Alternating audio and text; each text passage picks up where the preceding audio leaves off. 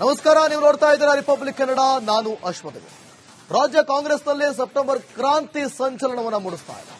CM ಬದಲಾವಣೆ ಚರ್ಚೆ ಹೊತ್ತಲ್ಲೇ ಮಹತ್ವದ ಬೆಳವಣಿಗೆಗಳು ಆಗ್ತಾ ಇದೆ. ಸಿಎಂ ಡಿಕೆ ಶಿವಕುಮಾರ್ ಮನೆಗೆ ಬಿಕೆ ಹರಿಪ್ರಸಾದ್ ಭೇಟಿಯಾಗಿ ಚರ್ಚೆ ಮಾಡ್ತಿದ್ದಾರೆ. ಸಿದ್ದರಾಮಯ್ಯ 5 ವರ್ಷದ ಹೇಳಿಕೆ ಬೆನ್ನಲ್ಲೇ ಭಾರಿ ಬೆಳವಣಿಗೆಗಳು ಆಗ್ತಾ ಇದೆ. ಭಾರಿ ಕುತೂಹಲ ಮೂಡಿಸ್ತಾ ಇದೆ.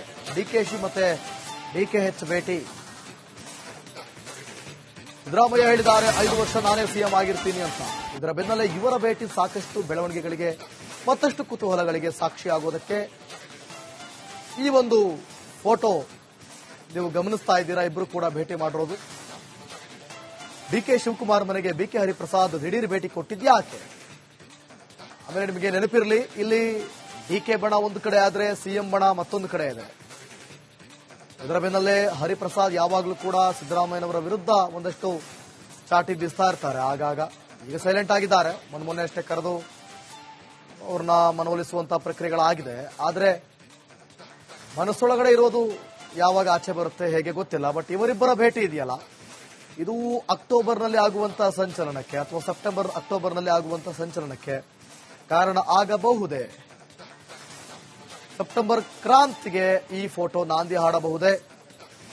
ಆಮೇಲೆ ಡಿಕೆ ಶಿವಕುಮಾರ್ ನಾನು ಸಿಎಂ ಆಗಲೇಬೇಕು ಅಂತ ಪಟ್ಟು ಹಿಡಿದು ಕೂತಿದ್ದು ನಿಮಗೆ 2023ರಲ್ಲಿ ನೆನಪಿದೆ. ಇದೆಲ್ಲ ನೋಡಿದಾಗ ಡಿಕೆ ಶಿವಕುಮಾರ ಹೌದಾ, ನನಗೆ I have a no option ಅಂತಾರೆ ಅವರು. ಅದೆಲ್ಲ ನೋಡ್ತಾ ಇದ್ರೆ ಡಿಕೆ ಶಿವಕುಮಾರ ಅಂತ ಅನ್ಸುತ್ತೆ. ಅವರೇ ನಿಜಕ್ಕೂ ಹೇಳ್ತಾ ಇದ್ದಾರಾ, ಮನಸ್ಸಿಂದ ಹೇಳ್ತಾ ಇದ್ದಾರಾ? ಈ ರೀತಿ ಪ್ರಶ್ನೆಗಳು, ಕುತೂಹಲಗಳು. ಕಾದು ನೋಡೋಣ ಏನಾಗುತ್ತೆ ಅಂತ.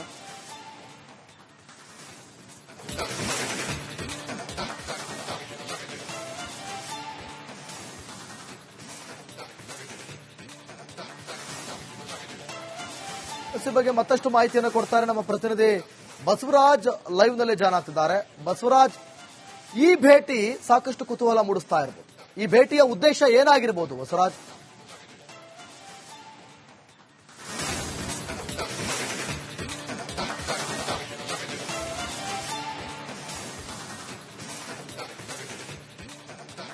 ದಿವಿತ್, ಬಹಳ ಪ್ರಮುಖವಾಗಿ ರಾಜ್ಯ ಕಾಂಗ್ರೆಸ್ನಲ್ಲಿ ಒಂದಷ್ಟು ಬೆಳವಣಿಗೆಗಳು ಆಗ್ತಾ ಇರ್ತಕ್ಕಂಥದ್ದನ್ನು ನೀವು ಗಮನಿಸಿರಬಹುದು. ಒಂದ್ ಕಡೆ ಸಿಎಂ ಬದಲಾವಣೆ ಆಗ್ಬೇಕು ಅನ್ನುವಂತ ಹೇಳಿಕೆ ಡಿಕೆ ಬಣದಿಂದ ಕೇಳಿ ಬಂದ್ರೆ, ಡಿಕೆ ಶಿವಕುಮಾರ್ ಅವರ ಬಣಕ್ಕೆ ಟಕ್ಕರ್ ಕೊಡುವ ರೀತಿಯಲ್ಲಿ ಸಿಎಂ ಬಂದವರು ಯಾವುದೇ ಕಾರಣಕ್ಕೂ ಬದಲಾವಣೆ ಆಗಬಾರದು ಅನ್ನುವಂತ ಚರ್ಚೆಗಳು ಸುಮಾರು ದಿನದಿಂದ ನಡೀತಾ ಇದಾವೆ ಮತ್ತು ಶಾಸಕರ ಅಭಿಪ್ರಾಯ ಕೂಡ ಇತ್ತೀಚೆಗೆ ಸಂಗ್ರಹ ಆಗಿರ್ತಕ್ಕಂಥದ್ದು.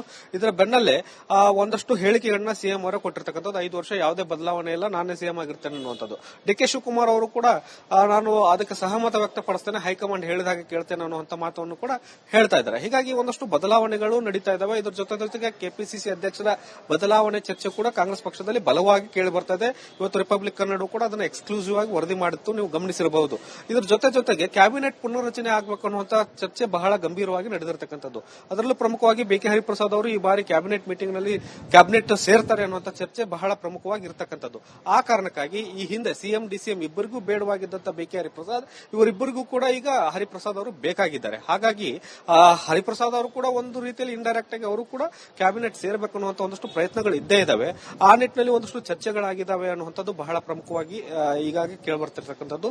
ಜೊತೆಗೆ ಸಿಎಂ ಬದಲಾವಣೆ ವಿಚಾರವಾಗಿ ಅಥವಾ ಈ ಕೆಪಿಸಿಸಿ ಅಧ್ಯಕ್ಷರ ಬದಲಾವಣೆ ವಿಚಾರವಾಗಿ ದೆಹಲಿ ಮಟ್ಟದಲ್ಲಿ ಕೂಡ ಒಂದಷ್ಟು ಚರ್ಚೆಗಳಾಗಿರ್ತಕ್ಕಂಥದ್ದು. ಹೈಕಮಾಂಡ್ ಜೊತೆಗೆ ಬಿಕೆ ಹರಿಪ್ರಸಾದ್ ಅವರು ನಿಕಟ ಸಂಪರ್ಕದಲ್ಲಿದ್ದಾರೆ ರಾಜ್ಯದ ನಾಯಕರ ಪೈಕಿ. ಹಾಗಾಗಿ ಅಲ್ಲಿಯ ದೆಹಲಿ ಮಾಹಿತಿಗಳನ್ನು ಕೂಡ ಒಂದಷ್ಟು ಕೆ ಶಿವಕುಮಾರ್ ಅವರಿಗೂ ಕೊಟ್ಟಿದ್ದಾರೆ ಅನ್ನುವಂಥದ್ದು.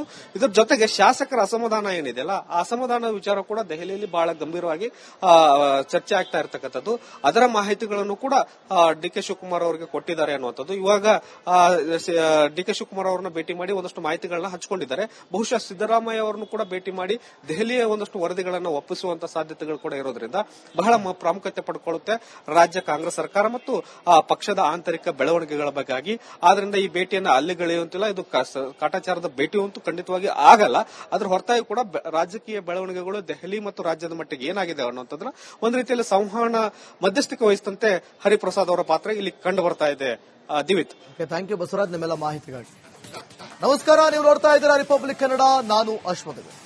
ರಾಜ್ಯ ಕಾಂಗ್ರೆಸ್ನಲ್ಲಿ ಸೆಪ್ಟೆಂಬರ್ ಕ್ರಾಂತಿ ಸಂಚಲನವನ್ನು ಮೂಡಿಸ್ತಾ ಇದೆ. ಸಿಎಂ ಬದಲಾವಣೆ ಚರ್ಚೆ ಹೊತ್ತಲ್ಲೇ ಮಹತ್ವದ ಬೆಳವಣಿಗೆಗಳು ಆಗ್ತಾ ಇದೆ. ಸಿಎಂ ಡಿಕೆ ಶಿವಕುಮಾರ್ ಮನೆಗೆ ಬಿಕೆ ಹರಿಪ್ರಸಾದ್ ಭೇಟಿಯಾಗಿ ಚರ್ಚೆ ಮಾಡ್ತಿದ್ದಾರೆ. ಸಿದ್ದರಾಮಯ್ಯ 5 ವರ್ಷದ ಹೇಳಿಕೆ ಬೆನ್ನಲ್ಲೇ ಭಾರಿ ಬೆಳವಣಿಗೆಗಳು ಆಗ್ತಾ ಇದೆ. ಸೊ ಭಾರಿ ಕುತೂಹಲ ಮೂಡಿಸ್ತಾ ಇದೆ. ಡಿಕೆಶಿ ಮತ್ತೆ ಡಿಕೆಎಚ್ ಭೇಟಿ. ಸಿದ್ದರಾಮಯ್ಯ ಹೇಳಿದ್ದಾರೆ 5 ವರ್ಷ ನಾನೇ ಸಿಎಂ ಆಗಿರ್ತೀನಿ ಅಂತ. ಇದರ ಬೆನ್ನಲ್ಲೇ ಇವರ ಭೇಟಿ ಸಾಕಷ್ಟು ಬೆಳವಣಿಗೆಗಳಿಗೆ ಮತ್ತಷ್ಟು ಕುತೂಹಲಗಳಿಗೆ ಸಾಕ್ಷಿಯಾಗೋದಕ್ಕೆ ಈ ಒಂದು ಫೋಟೋ ನೀವು ಗಮನಿಸ್ತಾ ಇದ್ದೀರಾ. ಇಬ್ರು ಕೂಡ ಭೇಟಿ ಮಾಡಿರೋದು. ಡಿಕೆ ಶಿವಕುಮಾರ್ ಮನೆಗೆ ಬಿಕೆ ಹರಿಪ್ರಸಾದ್ ದಿಢೀರ್ ಭೇಟಿ ಕೊಟ್ಟಿದ್ಯಾಕೆ? ಆಮೇಲೆ ನಿಮಗೆ ನೆನಪಿರಲಿ, ಇಲ್ಲಿ ಡಿಕೆ ಬಣ ಒಂದು ಕಡೆ ಆದ್ರೆ ಸಿಎಂ ಬಣ ಮತ್ತೊಂದು ಕಡೆ ಇದೆ. ಇದರ ಬೆನ್ನಲ್ಲೇ ಹರಿಪ್ರಸಾದ್ ಯಾವಾಗಲೂ ಕೂಡ ಸಿದ್ದರಾಮಯ್ಯನವರ ವಿರುದ್ಧ ಒಂದಷ್ಟು ಚಾಟಿ ಬೀಸ್ತಾ ಇರ್ತಾರೆ ಆಗಾಗ. ಈಗ ಸೈಲೆಂಟ್ ಆಗಿದ್ದಾರೆ. ಮೊನ್ನೆ ಅಷ್ಟೇ ಕರೆದು ಅವ್ರನ್ನ ಮನವೊಲಿಸುವಂತಹ ಪ್ರಕ್ರಿಯೆಗಳಾಗಿದೆ. ಆದ್ರೆ ಮನಸ್ಸೊಳಗಡೆ ಇರೋದು ಯಾವಾಗ ಆಚೆ ಬರುತ್ತೆ ಹೇಗೆ ಗೊತ್ತಿಲ್ಲ. ಬಟ್ ಇವರಿಬ್ಬರ ಭೇಟಿ ಇದೆಯಲ್ಲ, ಇದು ಅಕ್ಟೋಬರ್ನಲ್ಲಿ ಆಗುವಂತಹ ಸಂಚಲನಕ್ಕೆ ಅಥವಾ ಅಕ್ಟೋಬರ್ನಲ್ಲಿ ಆಗುವಂತಹ ಸಂಚಲನಕ್ಕೆ ಕಾರಣ ಆಗಬಹುದೇ? ಸೆಪ್ಟೆಂಬರ್ ಕ್ರಾಂತಿಗೆ ಈ ಫೋಟೋ ನಾಂದಿ ಹಾಡಬಹುದೇ? ಆಮೇಲೆ ಡಿಕೆ ಶಿವಕುಮಾರ್ ನಾನು ಸಿಎಂ ಆಗಲೇಬೇಕು ಅಂತ ಪಟ್ಟು ಹಿಡಿದು ಕೂತಿದ್ದು ನಿಮಗೆ 2023ರಲ್ಲಿ ನೆನಪಿದೆ. ಇದೆಲ್ಲ ನೋಡಿದಾಗ ಡಿಕೆ ಶಿವಕುಮಾರ ಹೌದಾ, ನನಗೆ I have a no option ಅಂತಾರೆ ಅವರು. ಅದೆಲ್ಲ ನೋಡ್ತಾ ಇದ್ರೆ ಡಿಕೆ ಶಿವಕುಮಾರ ಅಂತ ಅನ್ಸುತ್ತೆ. ಅವರೇ ನಿಜಕ್ಕೂ ಹೇಳ್ತಾ ಇದ್ದಾರಾ, ಮನಸ್ಸಿಂದ ಹೇಳ್ತಾ ಇದ್ದಾರಾ? ಈ ರೀತಿ ಪ್ರಶ್ನೆಗಳು, ಕುತೂಹಲಗಳು. ಕಾದು ನೋಡೋಣ ಏನಾಗುತ್ತೆ ಅಂತ.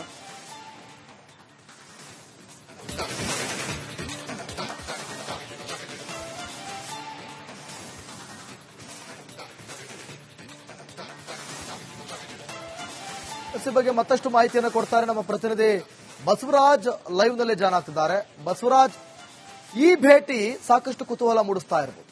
ಈ ಭೇಟಿಯ ಉದ್ದೇಶ ಏನಾಗಿರಬಹುದು ಬಸವರಾಜ್?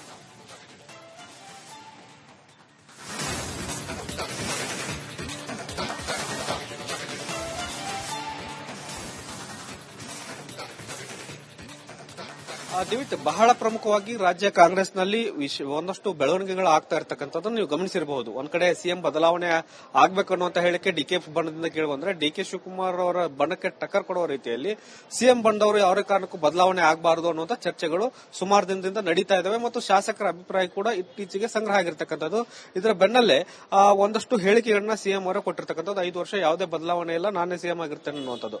ಡಿಕೆ ಶಿವಕುಮಾರ್ ಅವರು ಕೂಡ ನಾನು ಅದಕ್ಕೆ ಸಹಮತ ವ್ಯಕ್ತಪಡಿಸ್ತೇನೆ, ಹೈಕಮಾಂಡ್ ಹೇಳಿದ ಹಾಗೆ ಕೇಳ್ತೇನೆ ಅನ್ನುವಂತ ಮಾತನ್ನು ಕೂಡ ಹೇಳ್ತಾ ಇದ್ದಾರೆ. ಹೀಗಾಗಿ ಒಂದಷ್ಟು ಬದಲಾವಣೆಗಳು ನಡೀತಾ ಇದಾವೆ. ಇದರ ಜೊತೆಗೆ ಕೆಪಿಸಿಸಿ ಅಧ್ಯಕ್ಷರ ಬದಲಾವಣೆ ಚರ್ಚೆ ಕೂಡ ಕಾಂಗ್ರೆಸ್ ಪಕ್ಷದಲ್ಲಿ ಬಲವಾಗಿ ಕೇಳಿ ಬರ್ತಾ ಇದೆ. ಇವತ್ತು ರಿಪಬ್ಲಿಕ್ ಕನ್ನಡ ಕೂಡ ಅದನ್ನ ಎಕ್ಸ್ಕ್ಲೂಸಿವ್ ಆಗಿ ವರದಿ ಮಾಡಿತ್ತು, ನೀವು ಗಮನಿಸಿರಬಹುದು. ಇದರ ಜೊತೆಗೆ ಕ್ಯಾಬಿನೆಟ್ ಪುನರ್ರಚನೆ ಆಗಬೇಕು ಅನ್ನುವಂತ ಚರ್ಚೆ ಬಹಳ ಗಂಭೀರವಾಗಿ ನಡೆದಿರತಕ್ಕಂಥದ್ದು. ಅದರಲ್ಲೂ ಪ್ರಮುಖವಾಗಿ ಬಿಕೆ ಹರಿಪ್ರಸಾದ್ ಅವರು ಈ ಬಾರಿ ಕ್ಯಾಬಿನೆಟ್ ಮೀಟಿಂಗ್ ನಲ್ಲಿ ಕ್ಯಾಬಿನೆಟ್ ಸೇರ್ತಾರೆ ಅನ್ನುವಂತ ಚರ್ಚೆ ಬಹಳ ಪ್ರಮುಖವಾಗಿ ಇರತಕ್ಕಂಥದ್ದು. ಆ ಕಾರಣಕ್ಕಾಗಿ ಈ ಹಿಂದೆ ಸಿಎಂ ಡಿಸಿಎಂ ಇಬ್ಬರಿಗೂ ಬೇಡವಾಗಿದ್ದಂತ ಬಿಕೆ ಹರಿಪ್ರಸಾದ್ ಇವರಿಬ್ಬರಿಗೂ ಕೂಡ ಈಗ ಹರಿಪ್ರಸಾದ್ ಅವರು ಬೇಕಾಗಿದ್ದಾರೆ. ಹಾಗಾಗಿ ಹರಿಪ್ರಸಾದ್ ಅವರು ಕೂಡ ಒಂದು ರೀತಿಯಲ್ಲಿ ಇಂಡೈರೆಕ್ಟ್ ಆಗಿ ಅವರು ಕೂಡ ಕ್ಯಾಬಿನೆಟ್ ಸೇರಬೇಕು ಅನ್ನುವಂತ ಒಂದಷ್ಟು ಪ್ರಯತ್ನಗಳು ಇದ್ದೇ ಇದಾವೆ. ಆ ನಿಟ್ಟಿನಲ್ಲಿ ಒಂದಷ್ಟು ಚರ್ಚೆಗಳಾಗಿದ್ದಾವೆ ಅನ್ನುವಂಥದ್ದು ಬಹಳ ಪ್ರಮುಖವಾಗಿ ಈಗಾಗಿ ಕೇಳಿಬರ್ತಿರ್ತಕ್ಕಂಥದ್ದು. ಜೊತೆಗೆ ಸಿಎಂ ಬದಲಾವಣೆ ವಿಚಾರವಾಗಿ ಅಥವಾ ಈ ಕೆಪಿಸಿಸಿ ಅಧ್ಯಕ್ಷರ ಬದಲಾವಣೆ ವಿಚಾರವಾಗಿ ದೆಹಲಿ ಮಟ್ಟದಲ್ಲಿ ಕೂಡ ಒಂದಷ್ಟು ಚರ್ಚೆಗಳಾಗಿರ್ತಕ್ಕಂಥದ್ದು. ಹೈಕಮಾಂಡ್ ಜೊತೆಗೆ ಬಿಕೆ ಹರಿಪ್ರಸಾದ್ ಅವರು ನಿಕಟ ಸಂಪರ್ಕದಲ್ಲಿದ್ದಾರೆ ರಾಜ್ಯ ನಾಯಕರ ಪೈಕಿ. ಹಾಗಾಗಿ ಅಲ್ಲಿಯ ದೆಹಲಿ ಮಾಹಿತಿಗಳನ್ನು ಕೂಡ ಒಂದಷ್ಟು ಕೆ ಶಿವಕುಮಾರ್ ಅವರಿಗೂ ಕೊಟ್ಟಿದ್ದಾರೆ ಅನ್ನುವಂಥದ್ದು. ಇದರ ಜೊತೆಗೆ ಶಾಸಕರ ಅಸಮಾಧಾನ ಏನಿದೆಯಲ್ಲ, ಆ ಅಸಮಾಧಾನದ ವಿಚಾರ ಕೂಡ ದೆಹಲಿಯಲ್ಲಿ ಬಹಳ ಗಂಭೀರವಾಗಿ ಚರ್ಚೆ ಆಗ್ತಾ ಇರತಕ್ಕಂಥದ್ದು. ಅದರ ಮಾಹಿತಿಗಳನ್ನು ಕೂಡ ಡಿಕೆ ಶಿವಕುಮಾರ್ ಅವರಿಗೆ ಕೊಟ್ಟಿದ್ದಾರೆ ಅನ್ನುವಂಥದ್ದು. ಇವಾಗ ಡಿಕೆ ಶಿವಕುಮಾರ್ ಅವರನ್ನ ಭೇಟಿ ಮಾಡಿ ಒಂದಷ್ಟು ಮಾಹಿತಿಗಳನ್ನ ಹಂಚಿಕೊಂಡಿದ್ದಾರೆ. ಬಹುಶಃ ಸಿದ್ದರಾಮಯ್ಯ ಅವರನ್ನು ಕೂಡ ಭೇಟಿ ಮಾಡಿ ದೆಹಲಿಯ ಒಂದಷ್ಟು ವರದಿಗಳನ್ನು ಒಪ್ಪಿಸುವಂತ ಸಾಧ್ಯತೆಗಳು ಕೂಡ ಇರೋದ್ರಿಂದ ಬಹಳ ಪ್ರಾಮುಖ್ಯತೆ ಪಡ್ಕೊಳ್ಳುತ್ತೆ ರಾಜ್ಯ ಕಾಂಗ್ರೆಸ್ ಸರ್ಕಾರ ಮತ್ತು ಪಕ್ಷದ ಆಂತರಿಕ ಬೆಳವಣಿಗೆಗಳ ಬಗ್ಗೆ. ಆದ್ರಿಂದ ಈ ಭೇಟಿಯನ್ನು ಅಲ್ಲಿಗಳೆಯುವಂತಿಲ್ಲ. ಇದು ಕಾಟಾಚಾರದ ಭೇಟಿ ಅಂತೂ ಖಂಡಿತವಾಗಿ ಆಗಲ್ಲ. ಅದ್ರ ಹೊರತಾಗಿ ಕೂಡ ರಾಜಕೀಯ ಬೆಳವಣಿಗೆಗಳು ದೆಹಲಿ ಮತ್ತು ರಾಜ್ಯದ ಮಟ್ಟಿಗೆ ಏನಾಗಿದೆ ಅನ್ನೋಂಥದ್ರ ಒಂದು ರೀತಿಯಲ್ಲಿ ಸಂವಹನ ಮಧ್ಯಸ್ಥಿಕೆ ವಹಿಸಿದಂತೆ ಹರಿಪ್ರಸಾದ್ ಅವರ ಪಾತ್ರ ಇಲ್ಲಿ ಕಂಡು ಬರ್ತಾ ಇದೆ. ದಿವಿತ್, ಥ್ಯಾಂಕ್ ಯು ಬಸವರಾಜ್, ನಿಮ್ಮೆಲ್ಲ ಮಾಹಿತಿಗಾಗಿ.